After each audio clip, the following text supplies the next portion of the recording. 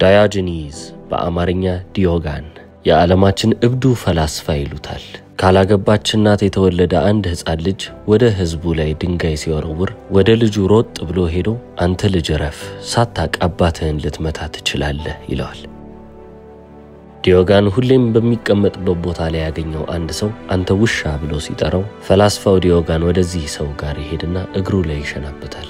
ሰውየው መበሳጨት ሲጀምር እኔ ውሻ ከሆንኩ እግርህ ላይ መሽናቴ ለምን ይገርምሃል አለው። ዓለማችን ላይ ታላቁ የሚባለው ገዢ አሌክዛንደር ዘ ግሬት ዲዮጋንን ካላገኘው ብሎ ዲዮጋን ወደሚቀመጥበት ቦታ ከመጣ በኋላ ዓለም ላይ የምትፈልገው ነገር ምንድነው? እኔ ምንም ነገር ልሰጥህ እችላለሁ ይለዋል። ፈላስፋው ዲዮጋንም ምንም ግድ አልሰጠውም። ፀሐይዋን እየከለልከኝ ነው ዞር በልልኝ ብሎ መለሰለት። እንደ ባሪያ አውጥተው ከሸጡትም በኋላ የገዙት ሰዎች በምን አይነት ሥራ ላይ የተካንክነህ በምን አይነት ሥራ ላይ ታገለግለናለህ ብለው ሲጠይቁት በጠቢብነት ብሎ ይመልሳል። የሲኖፔ ሰዎችም በቃ መረረን ዲዮጋን ከዚህ በኋላ ከከተማችን እንዲወጣልን እንፈልጋለን ብለው ሲያባሩት ዲዮጋን ዞራልና እንዲህ አላቸው፣ እኔም እናንተ እድሜ ልካችሁን እዚች ከተማ ውስጥ እንድትቀሩ ፈርድባችኋለሁ ብሎ እሱ ሄደ። ታላቁ ንጉስ አሌክዛንደር ዘ ግሬት ዓለም ላይ እኔ አሌክዛንደር ዘ ግሬት ባልሆን ኖሮ ዲዮጋንን መሆን እመኝ ነበር አለ። እዚች ዓለም ላይ ስንኖር ሁሌም ቢሆን የምንሰማው ነገር አለ። ብዙ ነገር እያያዝን በመጣን ቁጥር የበለጠ ጠንካራ እየሆነን እንደምንመጣ ነው የምንሰማው። ስማችሁ የበለጠ በታወቀ ቁጥር፣ የምትይዙት መኪና የበለጠ ውድ በሆነ ቁጥር፣ የምትኖሩበት ቤት በተለቀ ቁጥር በሰዎች ፊትም ያላችሁ ኃይል እየተለቀ ይመጣል። ኃይልን እያገኛችሁ ትመጣላችሁ። ጥንካሬ ማለት እሱ ነው ስንባል ነው ያደግነው። ነገር ግን ስለ ጥንካሬ የተማርነው ነገር እንዳለ ስህተት ቢሆንስ? ምናልባት ትልቅ ብለን ያሰብነው ጥንካሬ ትልቅ ብለን ያሰብነው ኃይል ምንም ነገርን ባለመፈለግ ውስጥ ብናገኘውስ? ይሄንን ለማወቅ ስንፈልግ ነው እንግዲህ በታሪክ ወደ ኋላ መለስ የምንለው። ወደ ሲኖፕ ከተማ ስንመጣ አንድ ፈላስፋ እብድ የተባለ ሰው እናገኛለን። ዳዮጂኒዝ ወይንም ዲዮጋን ምንም ነገር አልነበረውም። የት ነው የሚያድረው የት ነው የሚተኛው ካላችሁ በርሜሉን ወደ ጎን አስተኝቶ እዛች ውስጥ ነበር የሚተኛው። ምንም ነገር አልነበረውም። ስለዚህ የዓለም ሁሉ ስልጣን እሱ ጋር ነበር ማለት ይቻላል። ለዚህ ነው ዓለማችን ላይ በጣም ታላቅ የሚባለው ንጉስ ወደሱ ሲመጣ አሌክዛንደር ዘ ግሬት እሱ ፊት መጥቶ ምን ልስጥህ? እኔ ሁሉንም ነገር ማድረግ እችላለሁ፣ የምትፈልገው ነገር እንዳለ ይደረግልሃል ሲለው ዞር በልልኝ ፀሐይዋን አትከልለኝ ብሎ ይመለሰው። ዲዮጋን ምንም አይነት ንብረት አልነበረውም። በአሁኑ ጊዜ ሬፑቴሽን የሚባለው ወይንም ደግሞ ስምም የሚባለው ነገር የለም። ስለዚህ ጥሩ ስምም መጥፎ ስምም ቢኖረው ዲዮጋን ምንም ግድ አልሰጠውም ነበር።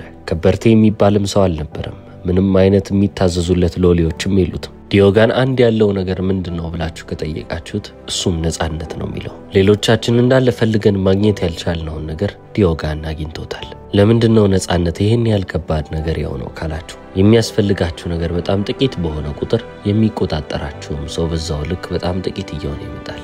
ስለዚህ እናንተ ብዙ ነገር የሚያስፈልጋችሁ ሰዎች ከሆናችሁ ሰዎች እናንተን ለመቆጣጠር እነዛን የምትፈልጓቸውን ነገሮች መያዝ ይኖርባችኋል ማለት ነው። ያንን ከያዙ እናንተን ተቆጣጣሯችሁ ማለት ነው።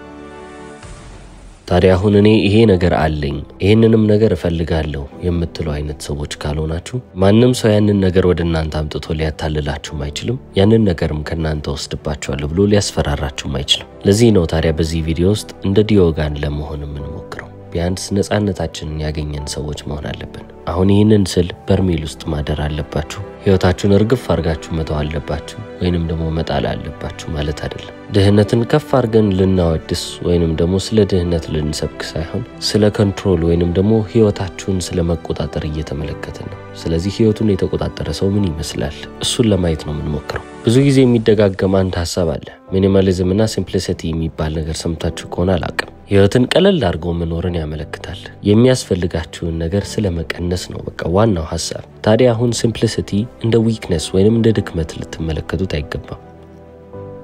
ህይወትን ቀለል አድርጎ መኖር ብልህ ሰው የሚከተለውና የሚያደርገው ነገር ነው። ኃይልን እንድታገኙ የሚያደርጋችሁ ብቸኛው መስመር ቢኖር ሲምፕሊሲቲ ነው። ነገሮችን ቀለል አድርጎ መውሰድና በቀላሉ ለመኖር መሞከር። በትልቁም ደግሞ ከሄዳችሁ እኮ ኃይልን ልታገኙ ትችላላችሁ። ነገር ግን እናንተን የሚያስራችሁን ኃይል ነው የምታገኙት። ያ ማለት ነፃ አትወጡ። አለኝ ብላችሁ በመታሰቡት ነገር ውስጥ ታስራችሁ ተቀመጣላችሁ። እዚህ ጋር ግን ሙሉ ለሙሉ ነፃነቱን ያገኘ ኃይል ያለው ሰው ሆናላችሁ። ምክንያቱም የራሱን ህይወት የተቆጣጠረ ሰው ኃይል ያለው ሰው ነው። ለዚህ ነው አሁን ፈላስፋውን ዲዮጋንን ለመመልከት የፈለግነው። ዲዮጋን የፍሪደም ምሳሌ ሊሆን ይችላል፣ የነፃነት ምሳሌ። የፈላስፋውን ህይወት ብቻ ሳይሆን የምንመለከተው እንዴት አይነት ነፃነት እንደነበረው እናያለን። ምክንያቱም ያንን አይነት ነፃነት በህይወታችን እንፈልገዋለን። ዳያጂኒስ ኦፍ ሲኖፔ በመባል ይታወቃል። የሲኖፔው ዲዮጋን ነው የሚሉት። ሲኖፔ እሱ የሚኖርበት ከተማ ሲሆን እሱም ደግሞ ጸሐፊ በመሆን ትምህርትን በማስተማር አይታወቅም ነበር። ዲዮጋን አንድ ያደረገው ነገር ቢኖር ፍልስፍናውን ኖሮ በማሳየቱ ነው። ፈላስፋው ዲዮጋን ከሞተ ከ2000 ዓመታቶችም በኋላ ይሄው አሁንም የሱ ህይወት የአልቲሜት ፍሪደም የነጻነት የመጨረሻው ምሳሌ ሆኖ እየተመለከትነው ነው። ወደ ግሪክ አቴንስም ያመራበት ወቅት ነበረ። በዛን ጊዜ አቴንስ ውስጥ በጣም ከበርቴ የሚባሉ ሰዎች ነበሩ። ሶሻል ፖዚሽን ያላችሁ ስም ያላችሁ ዝናና ስልጣናችሁ የሚያስከብራችሁ ጊዜ ነው። ልክ እንዳሁኑ የሲኒሲዝም አባት ነው ይሉታል። ሲኒሲዝም ሙቭመንት በመባል ይታወቃል። የሲኒሲዝም እንቅስቃሴ እንደማለት ነው። ይህም ማለት ለአንድ ዓላማ ለዛችኛው ሲኒሲዝም ለተባለችው ዓላማ የሚቆሙለት በጣም ብዙ ሰዎች ነበሩ። ሲኒሲዝም ምንድነው የሚሰብከው ካላችሁ በህይወታችሁ የማያስፈልጋችሁን ነገር አውጥታችሁ መጣልን ይጠይቃል። ከዲዮጋን ፍልስፍናዎች ውስጥ የመጀመሪያው መሰረት የመጀመሪያው ምሰሶ ምንድነው ካላችሁ ኦርኪያ ይሉታል። ሰልፍ ሰፊሺየንሲ ማለት ነው። ራሳችሁ ላይ ብቻ መተማመንን ይጠይቃል። ማንም ሰው ላይ ዲፔንደንት አለመሆን ወይንም ደግሞ ጥገኛ አለመሆን። እየኖራችሁ ያላችሁት በራሳችሁ ትከሻ ላይ ከሆነ ማንም ሰው እናንተ የምትፈልጉትን ነገር ሊወስድባችሁ አይችልም። ምክንያቱም ያንን ነገር በማንም ሰው ትከሻ ላይ አላረጋችሁትም፣ በራሳችሁ ላይ እንጂ።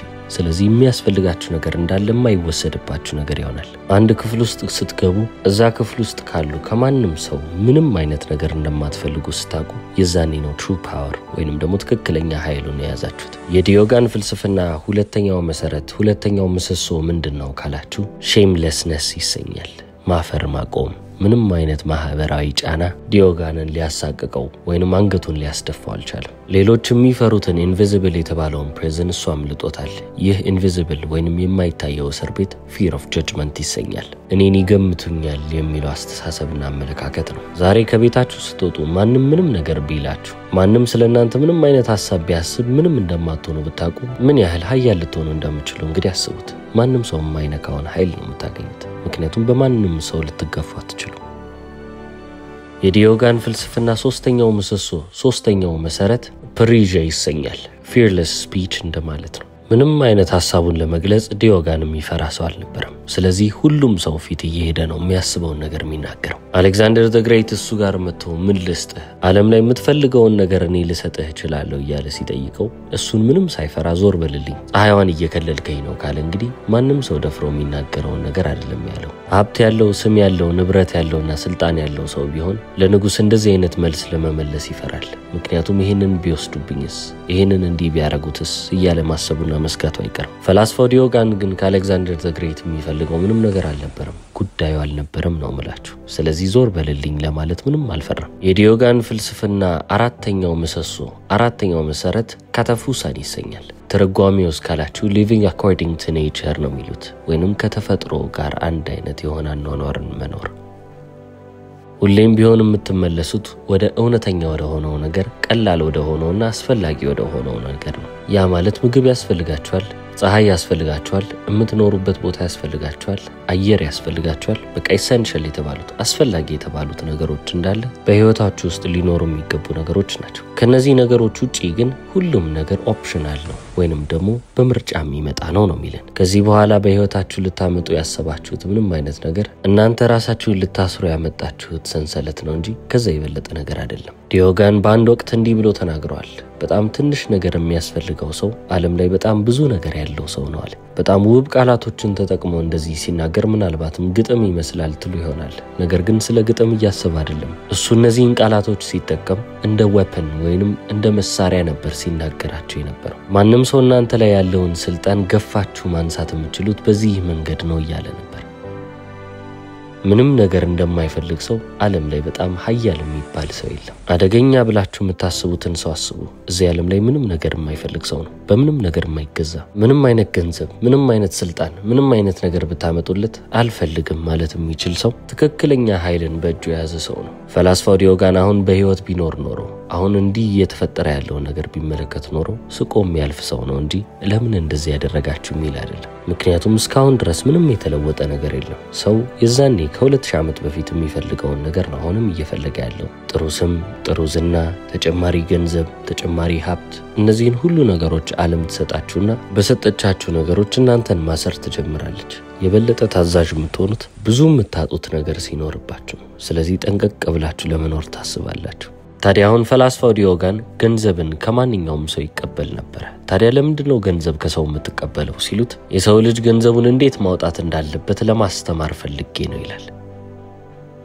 ታዲያ በአንድ አጋጣሚ ፈላስፋው ፕሌቶ ዲዮጋን በወንዝ መሃል ተንበርክኮ አትክልቶችን ሲያጥብ ሲመለከት ፕሌቶ ወደሱ ይጠጋና አንተ ለምንድነው ይሄንን የምታደርገው? ከንጉሶች ጋር ከከበርቶች ጋር እኮ መዋል ብትችል ወይንም ከነሱ ጋር አጃቢ ብትሆን እኮ ወንዝ መሃል ቁጭ ብላ አትክልት ማጠብ አይኖርብህም ነበር ይለዋል።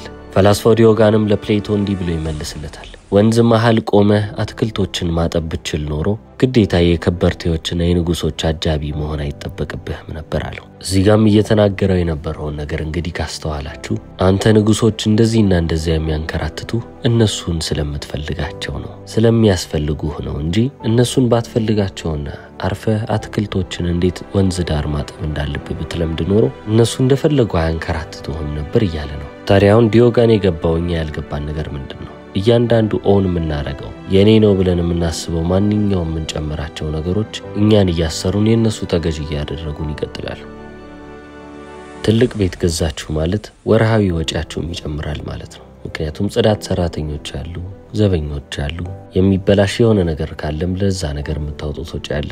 ብቻ እነዛን ነገሮች ኦን አረኳቸው የነዚህ ነገሮች ባለቤት ሆንኩ ስትሉ እነዛ የናንተ ባለቤቶች ይሆናሉ። ውድ መኪና ነዳችሁ ማለትም አሁንም ውድ የሆነ ገንዘብ ውድ የሆነ ሂሳብ ይጠብቃችኋል ማለት ነው። የሆነ ሰው ቢገጫችሁ የምትከፍሉት ገንዘብ በጣም ከፍ ያለ ነው። ለኢንሹራንስም በየአመቱ የምትከፍሉት ገንዘብ ቀላል የሚባል አይደለም። መንገድ ዳር ማቆማችሁት መኪና የተወሰደብኝ እንዴ ስፖኪዮ ተገነጠለ እንዴ እያላችሁ ማሰባችሁ አይቀርም። ምክንያቱም ምን ያህል ውድ የሆነ መኪና እንደሆነ ታውቃላችሁ። እስከዛሬ ድረስ የምፈልገውን ነገር ዛሬ ያገኘው ያላችሁ ቀን ለዛ ነገር መፍራት ትጀምራላችሁ። ያንን ነገር ላለማጣት ነው እየሰራችሁ የምትቀጥሉት። ምክንያቱም እነዛ ቁሳዊ የሆኑ ነገሮች ብቻ አይደለም እናንተን የሚያስሯችሁ። ከነዛ ቁሳዊ የሆኑ ነገሮች ጋር ያገኛችሁት ስምና ዝናም አብሮ ገደል እንደሚገባ ስታስቡ የዛኔ ነው ጠንቀቅ የምትሉት።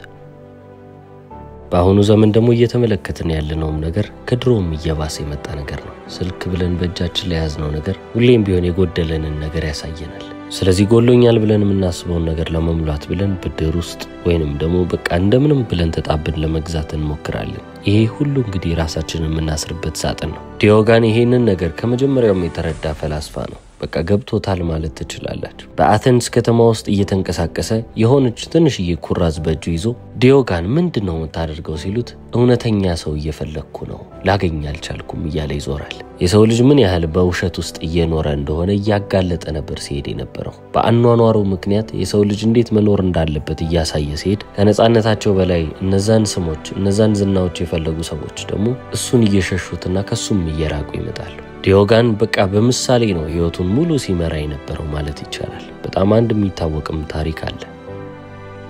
ዲዮጋን ሁሌም ቢሆን በእጁ ላይ ያቺን ኩራዝ ይዛል ብያቸዋለሁ። ያው እውነተኛን ሰው ለመፈለግ ነው። በሌላኛው እጁ ትንሽዬ ጎርጓዳ ነገር ይዛል። ያንንም ሳህን ለምንድነው የምትይዘው ሲሉት ውሃ ለመጠጣት ይላል። ታዲያ የሆነ ቀን እንደለመደበት አቴንስ ውስጥ እየዞረ በነበረበት ሰዓት ላይ አንድ ህፃን ልጅ ከፏፏቴ ላይ በእጁ ውሃ ሲጠጣ ይመለከታል። ልጁ ምንም አይነት ጎርጓዳ የሆነ ሳህን ነገርም ወይንም ኩባያም አልያዘም። ዲዮጋን ይሄንን ሲመለከት እስከዛሬ ይዞት ይዞረው የነበረውን እጁ ላይ የነበረውን ጎርጓዳውን ነገር ዞር አድርጎ ይጥልና ይሄ ህፃን ልጅ ያ ጎርጓዳ ነገር የማያስፈልገው ከሆነ እኔም የማያስፈልገኝም እያለ መሄድ ጀመረ። ስለ ሚኒማሊዝም ወይንም ደግሞ የምንኖርባቸው ነገሮች ስለመቀነስ እየሰበከ አልነበረም። የምርም ደግሞ ያንን ህይወት እየኖረ ነበር ያሳያቸው የነበረው ምሳሌ የሆነ ነበር። በእጁ ላይ የነበረውን ትንሽ የጎርጓዳ ውሃ መጠጫ ቢወረውርም ባይወረውርም ብዙ ለውጥ እኮ የለውም ትንሽ ነገር ነው ትሉ ይሆናል። ለዲዮጋን ግን ትልቅ ምሳሌ ነው። ነፃነቱን የሚያገኝበትን ነገር የበለጠ እያስፋፋ እየመጣ ነው። አሌክዛንደር ዘ ግሬት ዓለማችን ላይ ታላቅ የሚባለው ንጉስ በሱ ፊት መጥቶ